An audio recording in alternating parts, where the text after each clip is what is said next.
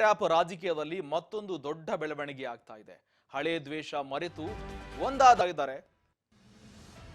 ಎಲ್ಲ ನಾಯಕರು ಹೇಳಿಕೆ ಕೊಡ್ತಾ ಇದ್ದಾರೆ, ಮಹಾನಾಯಕನ ಕೈವಾಡ ಇದೆ ಅಂತ.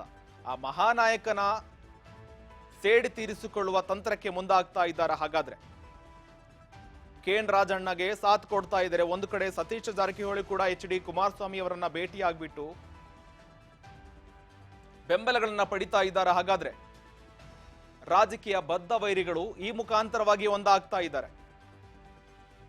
ಶತ್ರುವಿನ ಶತ್ರು ಮಿತ್ರ ಎಂಬಂತೆ ಹಳೆ ದ್ವೇಷಕ್ಕೆ ಶತ್ರುವಾಗಿದ್ದ ಆ ಶತ್ರುವನ್ನ ಮತ್ತೆ ಸೆದೆಬಡ್ಲಿಕ್ಕೆ ಅದೇ ಪಕ್ಷದಿಂದ ಕೆಲವರನ್ನ ಸಹಾಯ ಪಡಿತಾ ಇದ್ದಾರೆ.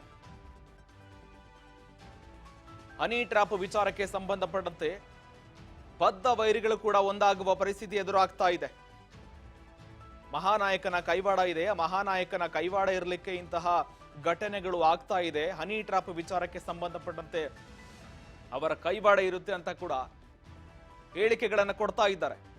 ಆ ವಿಚಾರಕ್ಕೆ ಸಂಬಂಧಪಟ್ಟಂತೆ ಸತೀಶ್ ಜಾರಕಿಹೊಳಿ ಕೂಡ ಎಚ್.ಡಿ. ಕುಮಾರಸ್ವಾಮಿ ಅವರನ್ನ ಭೇಟಿಯಾಗಿದ್ದ ವಿಚಾರಕ್ಕೆ ಸಂಬಂಧಪಟ್ಟಂತೆ ಅದಕ್ಕೂ ಕೂಡ ಲಿಂಕ್ ಮಾಡಲಾಗ್ತಾ ಇದೆ. ಜೊತೆಗೆ ದೇವೇಗೌಡರನ್ನ ಕೂಡ ಭೇಟಿಯಾಗಿದ್ದಾರೆ. ಒಂದು ಕಡೆ ಕೆಎನ್ ರಾಜಣ್ಣಗೆ ಎಚ್.ಡಿ. ರೇವಣ್ಣ ಕೂಡ ಬೆಂಬಲವಾಗಿ ನಿಲ್ತಾ ಇದ್ದಾರೆ.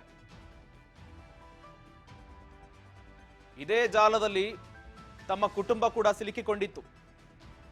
ಹನಿ ಟ್ರ್ಯಾಪ್ ವಿಚಾರಕ್ಕೆ ಸಂಬಂಧಪಟ್ಟಂತೆ ದೇಶವ್ಯಾಪಿ ಚರ್ಚೆಯಾಗುವಂತಹ ದೊಡ್ಡ ಮಟ್ಟದ ಪ್ರಕರಣ ಬೆಳಕಿಗೆ ಬಂದಿತ್ತು.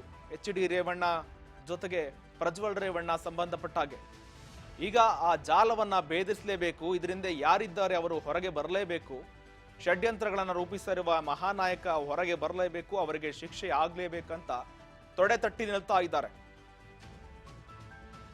ನೋಡ್ಬೇಕಾಗುತ್ತೆ ಈ ಪ್ರಕರಣಕ್ಕೆ ಸಂಬಂಧಪಟ್ಟಂತೆ ಬದ್ಧ ವೈರಿಗಳು ಕೂಡ ಒಂದಾಗುವ ವಾತಾವರಣ ನಿರ್ಮಾಣವಾಗ್ತಾ ಇದೆ. ಯಾವ ರೀತಿ ಬೆಂಬಲಗಳನ್ನ ಕಾಣ್ತಾರೆ, ಜೊತೆಗೆ ಮುಂದೆ ಯಾವ ರೀತಿ ಅಂತ್ಯವನ್ನ ಪಡೆದುಕೊಳ್ಳುತ್ತೆ ಅನ್ನೋದನ್ನ